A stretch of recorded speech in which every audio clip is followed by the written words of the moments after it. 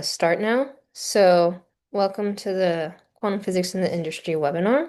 My name is Armita Ahmed. I'm the founder of Future Leaders in Physics, and I would like our speakers to introduce themselves. So, I'll be talking a bit about my experience in quantum computing research. And today we have Dr. Vikram Mulligan, and then the NERC chapter uh, leader for Future Leaders in Physics, Ari Gudstadt. So, Vikram and Ari, could you introduce yourselves? Sure. Hi, I'm Vikram Mulligan. I'm a research scientist in the Center for Computational Biology at the Flatiron Institute, and I work on designing molecules in part using quantum computers. I'm Ari Gudstadt. I'm a senior in high school, and I did a research project at NYU's Quantum Lab. Two research projects last year. So yeah. Okay. So the way this is gonna work is that I'll start off talking about my experience in quantum computing, and then Ari will go, and then finally Vikram will go, and afterwards we can have a bit of a discussion with questions, and things like that.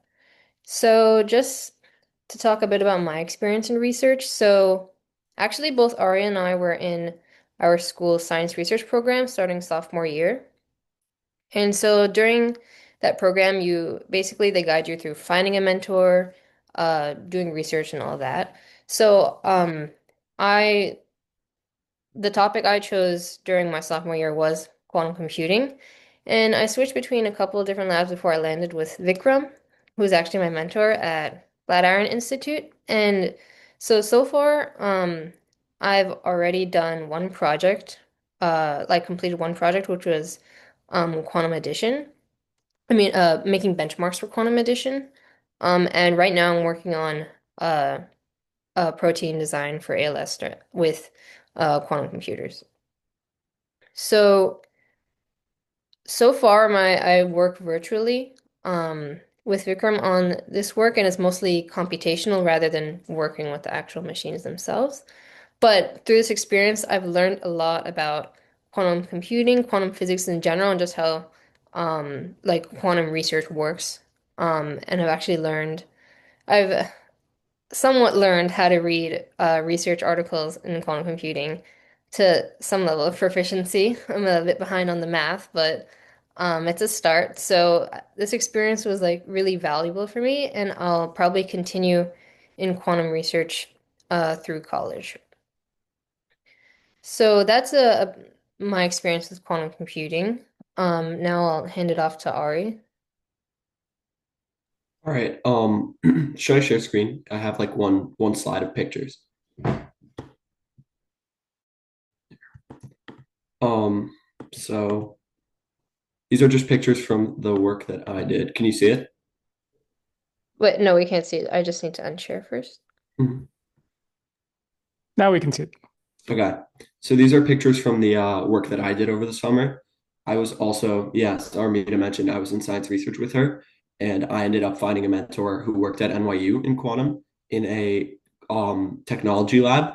So over the summer of my sophomore year, so last year, I worked on learning more about quantum as opposed to actual research, and I shadowed a material scientist. So in the top left photo is the machine that I was working on and watching him work on. And then in January and February of this past year, I did a research project that was focused on making circuits and on like incredibly small scales, and then testing them in actual resonator devices.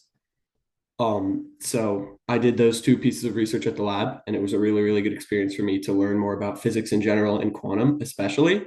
And I learned that it was something that I was really interested in, and it was a great experience. And then I highly recommend for people to try research, even if they don't want to go into science, because it's really you'll enjoy it. Like it's fun outside of just being hard work. So I really enjoyed learning about quantum. I really enjoyed my research project, and I do highly recommend that people try doing research.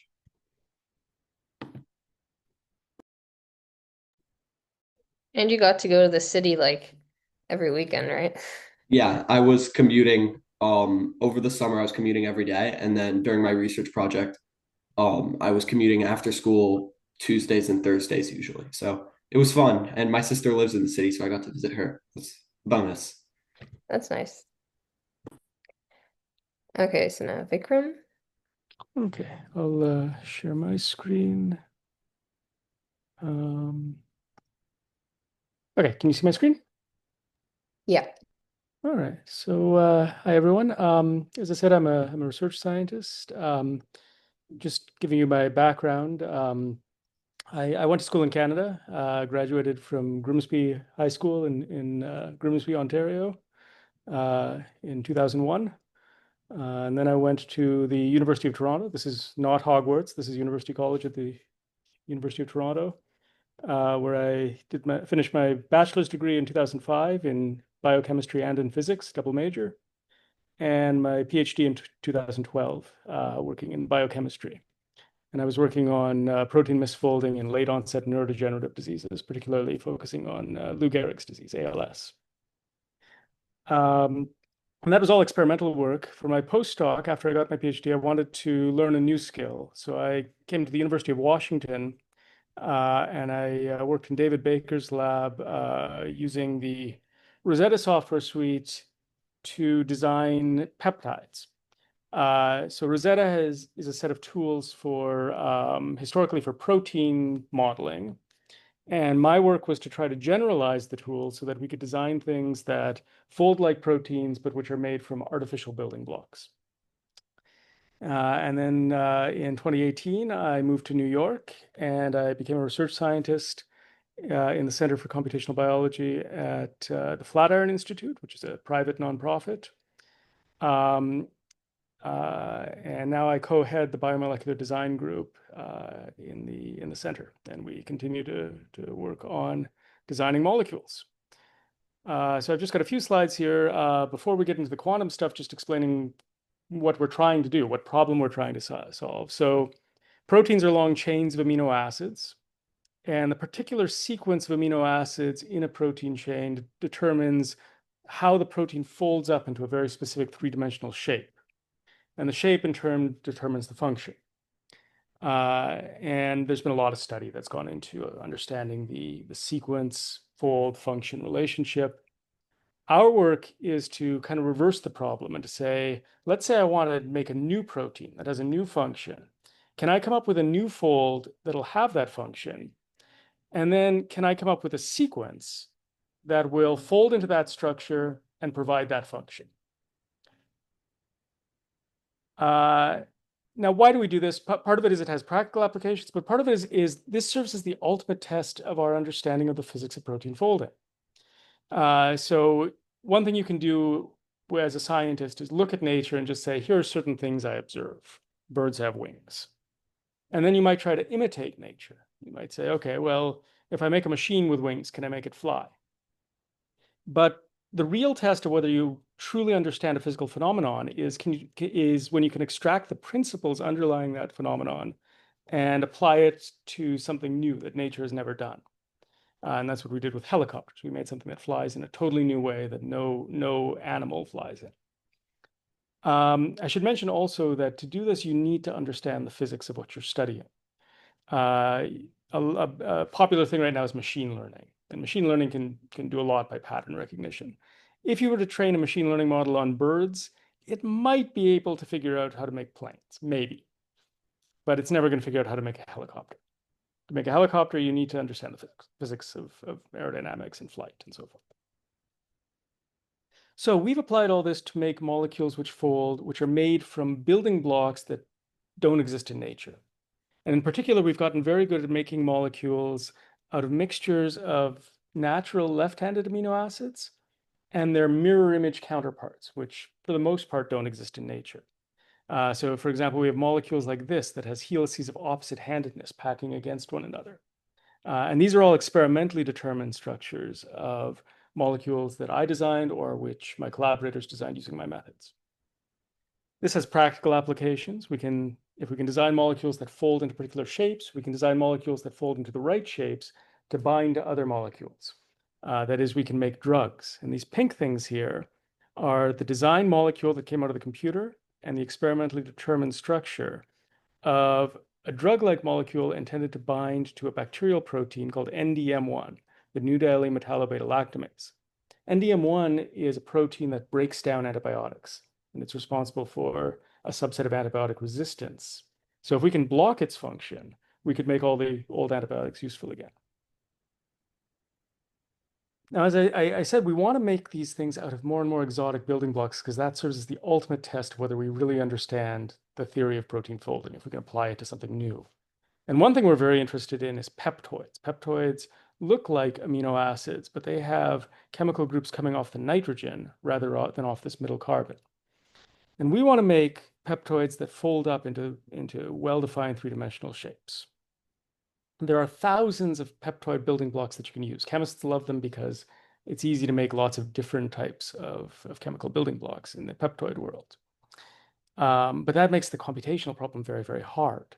And we actually want to go one step further. We want to figure out the sequence of peptide building blocks that we can put together to make a peptide fold up into a very specific three-dimensional structure and then self-assemble into a bigger cage-like shape. So this is many identical peptide molecules making a big cage, and this is one of the projects ongoing. Now, as I said, this gets very, very computationally hard the more building blocks we have. The problem actually becomes classically intractable if you have thousands and thousands of building blocks. So one question that I've been exploring for several years now is, could quantum computing help? Quantum computing is, of course, an idea that was pioneered in the early 1980s by Richard Feynman, the Nobel Prize-winning physicist. And he said, basically, quantum physics is very hard to simulate on a computer. What if we used a quantum mechanical system and just read out its state in order to do a physical simulation? And this idea has been extended to other applications, a big one being optimization problems. Optimization problems are problems where you've got a whole bunch of possibilities for something, and you want to search through all of them and find the best possibility, or at least a pretty good possibility. The protein design problem or the peptide design problem is an example of an optimization problem. You have zillions and zillions of possible sequences for proteins or peptoids. And out of this astronomically large number of sequences, you want to search through all of them and find the very best one to favor a particular fold and function. Or if you can't find the very best, at least a pretty good one that strongly favors that. Very hard problem. Because a quantum mechanical system can exist in many states simultaneously, and the number of states it can exist in simultaneously scales exponentially with the number of components in that quantum mechanical system, you can use a quantum mechanical system to simultaneously represent all of the solutions to an optimization problem and to efficiently sample from the best scoring or the best solutions to that optimization problem. So that's what we've been figuring out how to do. And we've been applying this to protein design. If this animation will play. This is a protein that was designed on the D-Wave quantum annealer. And it's a protein of about 100 amino acids. I think it was 92 amino acids, where every amino acid in this protein was chosen so that we have a nice, well-packed hydrophobic core, where hydrophobic or apolar amino acids are shown in orange, and polar amino acids on the surface are shown in blue. And this is designed to fold up into this three-dimensional structure. We haven't made this protein yet, but we have made other peptides that we've designed in the quantum annealer and solved experimental structures of them and confirmed that they do fold up into the structures we design. Is it better than classical? Not yet. Quantum computers are still in their early stages. But as the quantum computers get better, we're ready to take advantage of this technology. And we do believe that as they get better, we'll be able to get up to problems larger than it's possible to tackle on a classical computer. As a final point, we've also been having some fun exploring other applications, and I'll just show you one. Since the early days of classical computing, playing games has been a challenge for computers. If we can get computers to play games, this serves as kind of a demonstration that computers can do intellectually difficult tasks. And the first example of that premiered at the Canadian National Exhibition in 1950. This computer called Birdie the Brain was programmed to play tic-tac-toe. Now, getting a computer to play tic-tac-toe is actually very easy. There's a hard-coded algorithm you can come up with that guarantees that the computer will either always win or always tie its opponent. But this was pretty amazing in 1950. Uh, Now in the 21st century, we figured out how to map tic-tac-toe to quantum computers. And now you might say, well, that's you just told me that there's a hard-coded algorithm for solving tic-tac-toe. Why is that interesting? Well, what's interesting about that, and here's an example of me playing tic-tac-toe with the D-wave quantum annealer. Um, Typically, when you get a computer to play a game, you either have to come up with some hard-coded algorithm or you have to use a machine learning strategy where the computer plays itself over and over and learns the strategy for playing that game. But on a quantum computer, you have a third option. There are ways you can hard code just the rules of the game, not the strategy. And the computer can implicitly consider all possible future paths of the game and figure out, solving a very hard optimization problem, what the optimal move is that maximizes the chances of a win and minimizes the chances of a loss at every step in the game. And so this is kind of just a fun demonstration. And here, because I played poorly, the computer beat me. It got three O's in a row. So this is just something that we've been dabbling in on the side.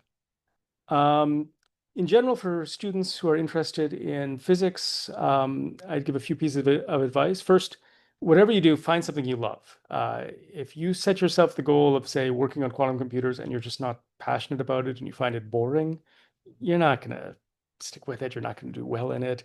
Find something that you love and work on that instead. If you love quantum computers, work on quantum computers. Second, get a broad education. Don't, even if you think that X is the thing you want to work on, learn about Y and Z and all these other things because you never know what's going to be important. Math is super important for everything, but so are the humanities, especially philosophy, history, and English. You have to be able to communicate whatever you do. So English is super important. And breadth fuels creativity.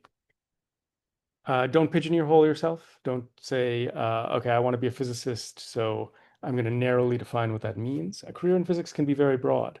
I myself, after my bachelor's degree, decided to pursue biochemistry rather than physics. And I thought, okay, physics was fun, but I'm not going to use most of that stuff anymore. And I had no idea that in my professional career, quantum computers would exist and that I'd be going back to all my quantum physics and applying all that to problems in biochemistry.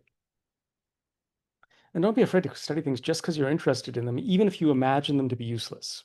Again, I studied quantum physics in undergrad thinking that I wouldn't use it professionally, and I did. And yeah, so study stuff just because you think it's fun. Work hard, don't quit easily, but also know when to quit or when to try a different approach. Um, And finally, find mentors who care.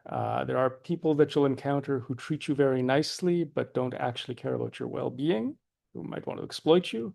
There are other people who might be hard on you and push you, but who are doing that for your own benefit. A true mentor will challenge you for your benefit.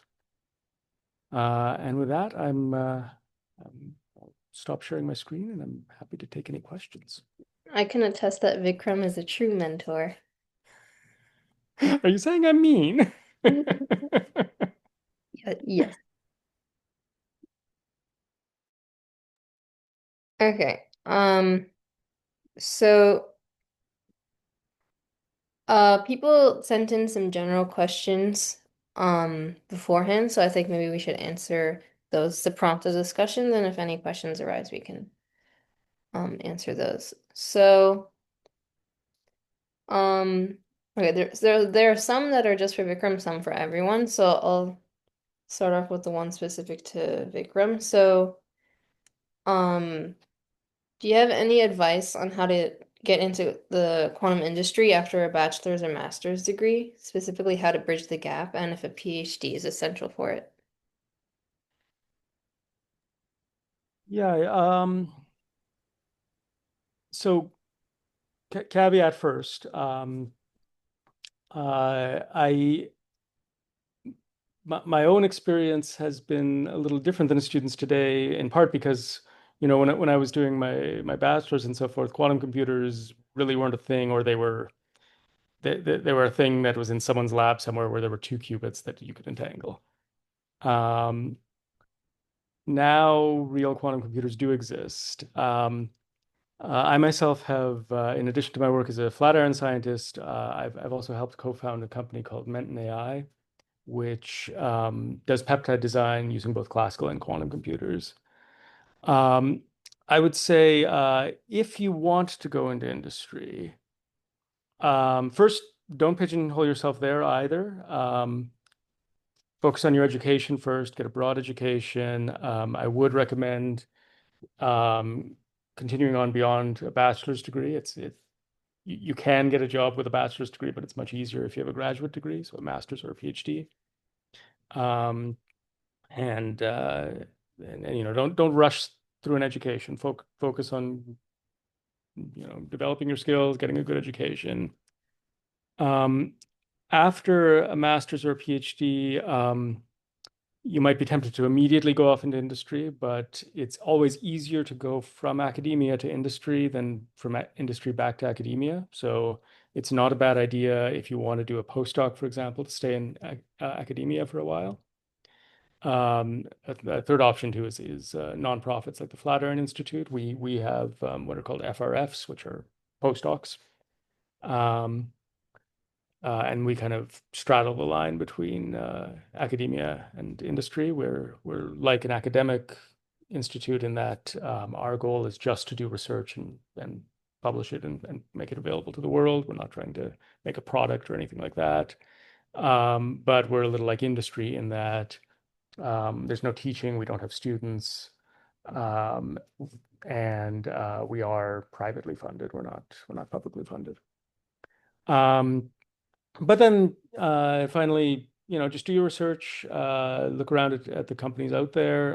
There are a number of companies that are dipping their toes in quantum computing now. Um, uh, Menton is one. There are others like Protein Cure and so forth. I know the ones that are related to biochemistry more, but there are others that are solving optimization problems related to logistics, for example. How do you do the traveling salesman problem for a bunch of deliveries? And they're exploring how to do that in quantum computers. Um, Anytime you're applying for any job, I'd give this as general advice, but industry in particular, before you accept the job, talk to people actually working wherever you're considering taking a job. Make sure that it's a good place to work, that you get an idea of the culture of the place. There are places where they're doing brilliant work, but no one's happy. So yeah, you want to be happy wherever you are. 'Cause yeah, I guess those are the general piece of advice that I would give. The other place to look also is the companies that are working on the hardware. D-Wave in Canada is one option. IonQ, and then the big ones, Google, IBM, Microsoft, are all trying to build quantum computers. Using a variety of technologies. IBM is kind of taking the safe route and saying we're going to make quantum computers where the chips are printed as silicon wafers, just like a classical chip. Um, so superconducting chips. Whereas Microsoft decided to take a big risk and say we're going to make something totally new. We're going to make qubits that are based on Majorana fermions, which may or may not exist. And it looks like they've proven now they do exist and that they can actually harness them to make qubits and even entangle them with one another. Um, if the technology works out, it's a really in theory it's a really good way of making a qubit because you can make a very low noise quantum computer that way. Um, but it's a little riskier. But it'd be a very interesting area to work in if you're interested in the hardware side. And then there are ion trap quantum computers like those made by IonQ and Honeywell, and some companies also making neutral atom quantum computers. So lots of options out there, and it's an exciting time for getting into the area. It's also a smart field to go into just because it's at a point now where it's clearly going to take off. Like quantum computing is not going to die tomorrow, and the number of jobs in the field is going to grow. So being in a growth industry is a good thing for your employment.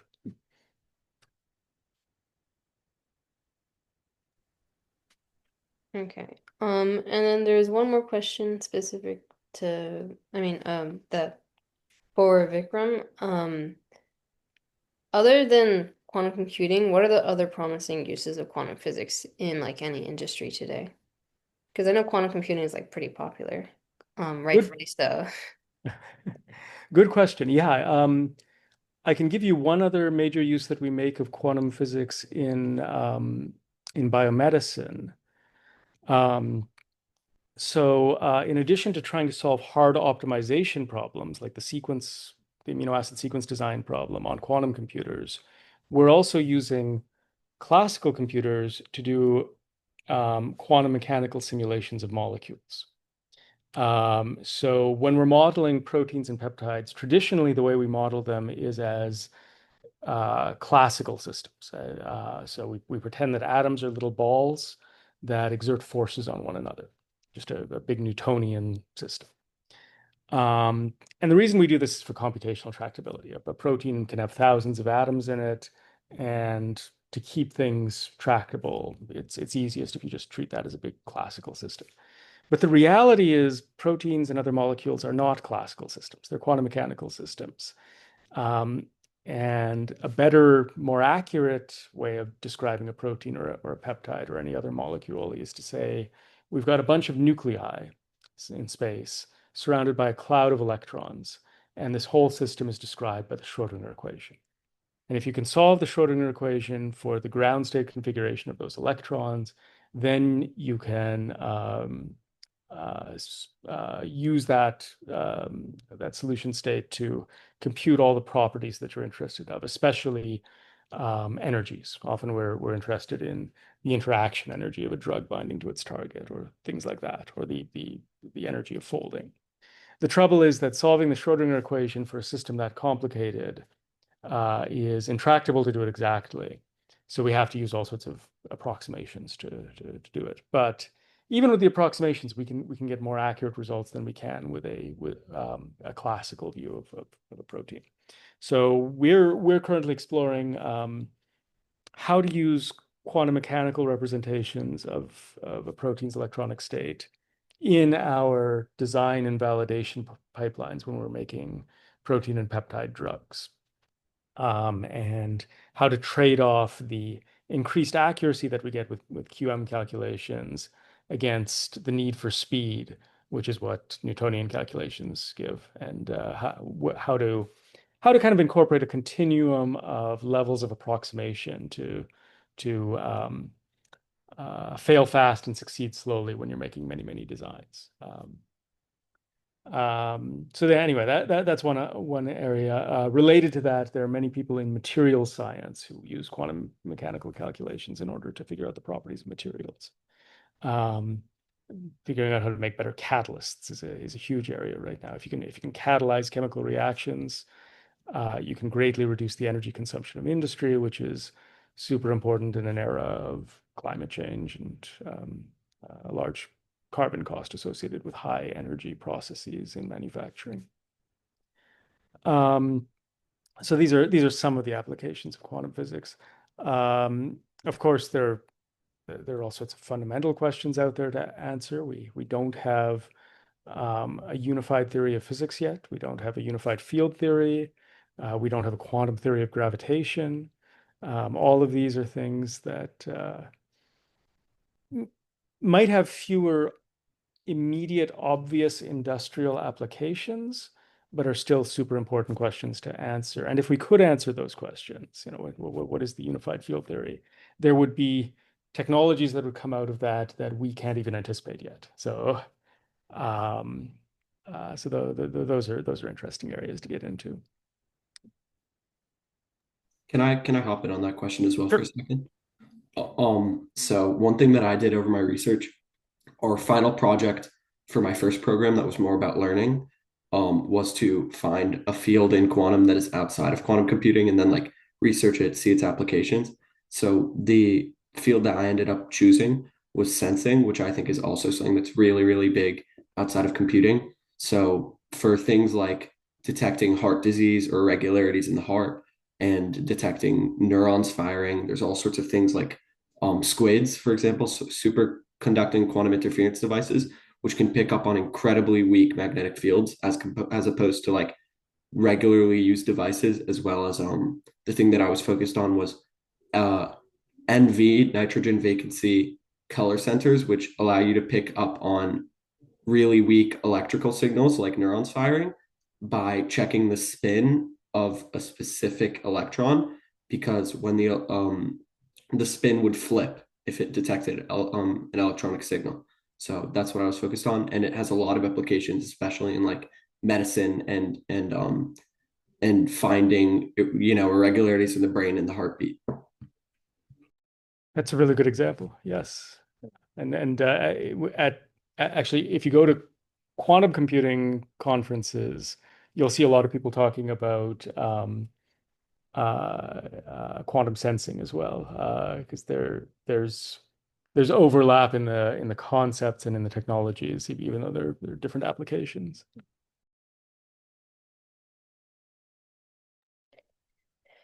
Great. So the next question, I think it's more for like Arya and I.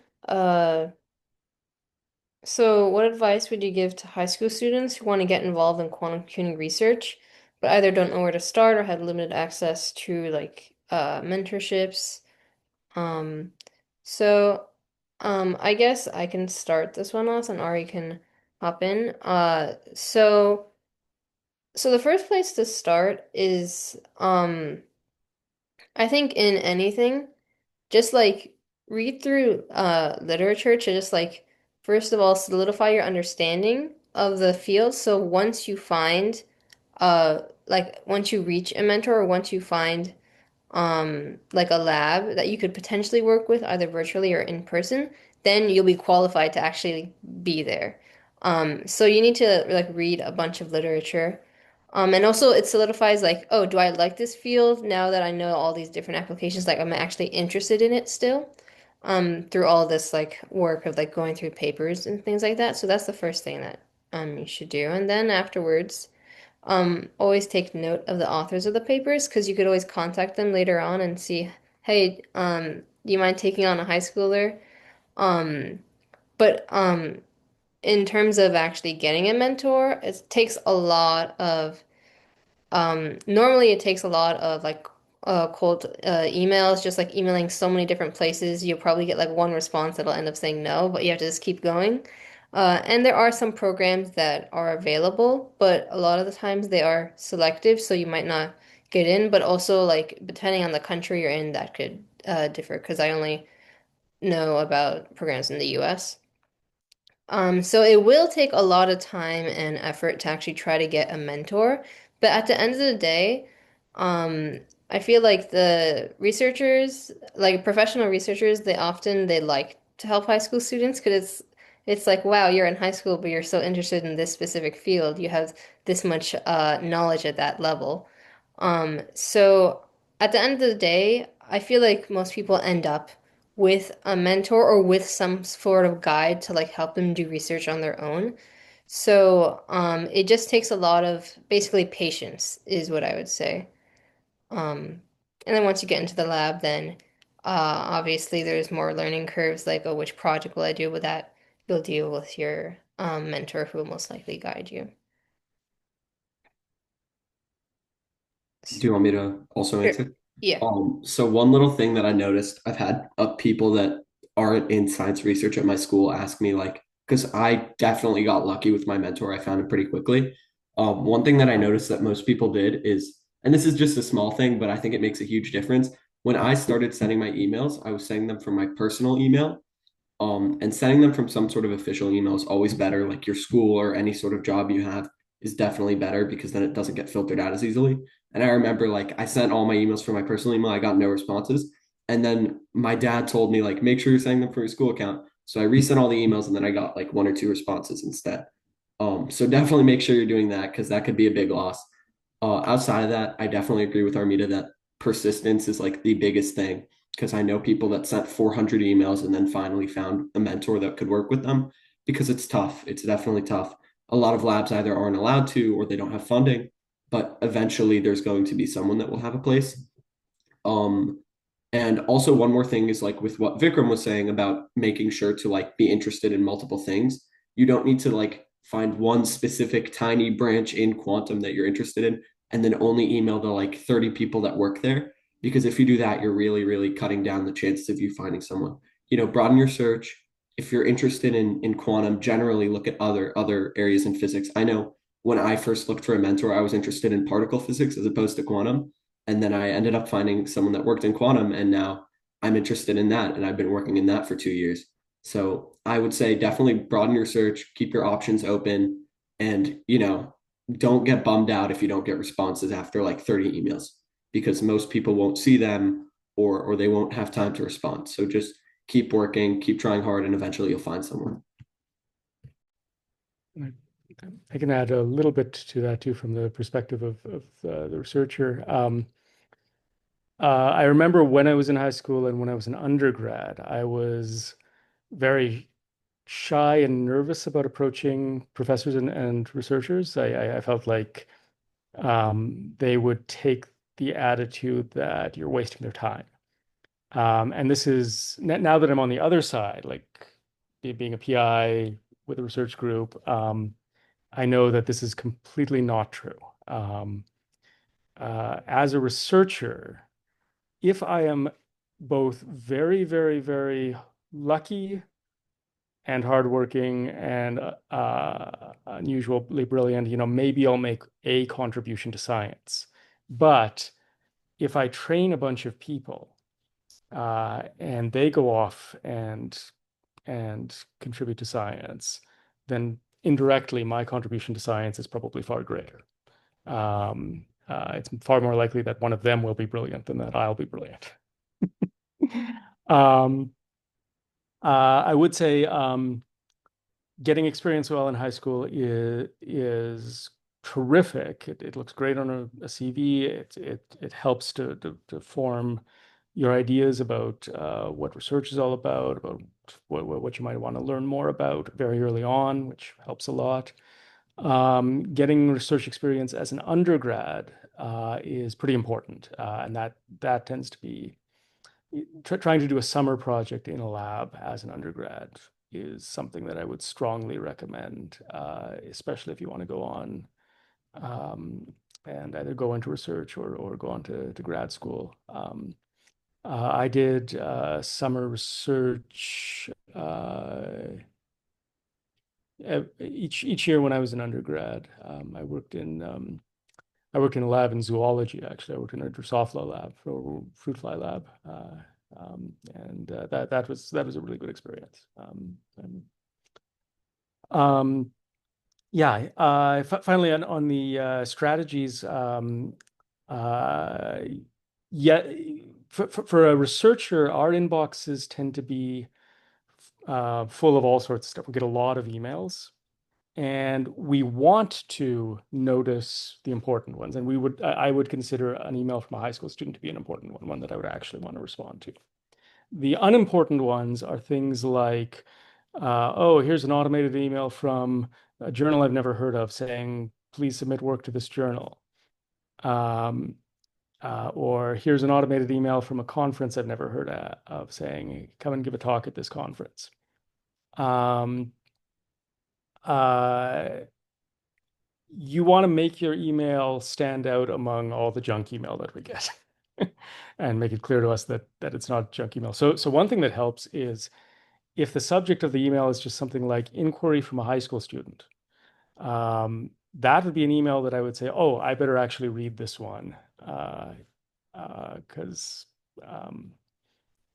yeah, I want to respond to a high school student. If I am too busy to take on a high school student, I would still respond to that high school student. I would tell them thank you for your inquiry. We're just full right now. I can't help you. Uh, but yeah, students are important, and scientists take the attitude that students are important. So you're I just want to add one more thing, which is that, doing research, especially as a high schooler, isn't a common thing, and that you shouldn't underestimate yourself. Because in me and Armita's class, there were only like, I don't know, like 20 people the first year, maybe, out of a huge sophomore class back when we were sophomores, and then maybe like five more kids that weren't in the class and still wanted to do research. So it's not a hugely like overfilled group. It's definitely hard to find research and it takes time, but it's not hugely overfilled, and you're not gonna be competing like intensely with other students. And definitely show that you're enthusiastic, because I remember that my mentor, I emailed him, and then I emailed him like a kind of impersonal email that was like, hey, would you have a position for me to work for you? And I mentioned that I read one of his articles, and then he sent me an email that was like, um, could you send me another email with your thoughts and a summary of my article? So I was kind of taken aback by that. And then I ended up going on a Zoom with him and talking about his article. So definitely show interest and really check out each person, especially if they respond to you. Um, because then they'll know that you're really invested. And it's unique as a high schooler to do research. So just show that you are unique. That sounds like also what was being assessed there was your capacity to learn and understand. So in a high school student, what we're looking for is not someone who already understands, who already knows everything. Um, uh, the whole point of taking on a student is to give them an opportunity to learn something. But we do want to make sure that the person we're taking on has the dedication to actually do the work, and has the intelligence to understand it and to learn. Um, what we don't want to do is take on someone who is apathetic and is just there because their guidance counselor told them that they should do work, but they don't really want to be doing it. Um, so yeah, showing curiosity is a great way of getting that across to a potential mentor. Asking questions is a great way. If I have two students and one is just asking a bunch of questions, and even if the questions betray a misunderstanding or a lack of understanding of something, that's fine. It's that curiosity that's so important. So yeah, um, uh, those are the things you want to try and get across to a potential mentor.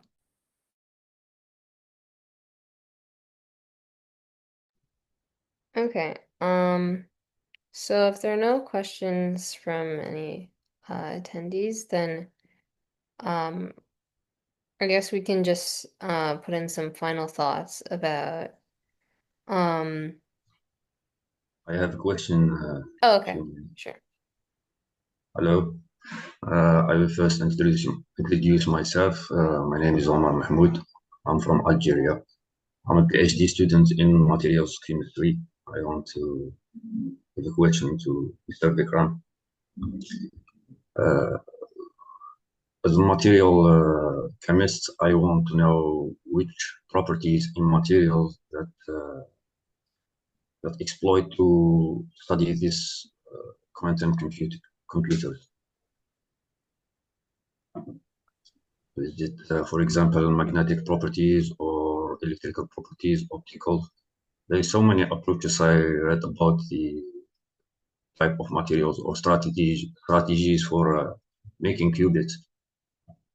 So for my materials I'm developing now, I noticed there is a pattern in emission is repeatable. So the material absorb light at certain wave, and when emit the light, they emit at different wavelengths and colors. So if there is a way or software that can simulate